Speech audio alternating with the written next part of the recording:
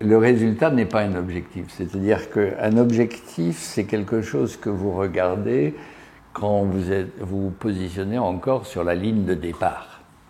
Le résultat, c'est ce que vous regardez quand vous vous positionnez sur la ligne d'arrivée. Donc, c'est une vue d'esprit, mais on va demander au client de se positionner sur la ligne d'arrivée et de faire l'inventaire de ce qu'il a accompli, comme si c'était déjà là. Et ça, c'est très différent que de dire là-bas quel est l'objectif.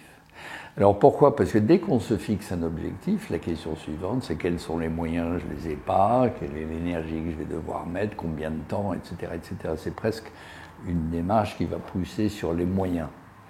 Alors que si on parle des résultats et on demande à la personne de se positionner sur la ligne d'arrivée, comme s'il avait déjà les résultats, on part du principe que c'est accessible tout de suite, qu'il les a, donc qu'il porte ces résultats en lui. Et la démarche devient beaucoup plus légère que si on parle d'objectif. Donc la démarche centrée sur objectif est beaucoup plus, on pourrait dire, masochiste, parce qu'il va falloir souffrir pour y arriver.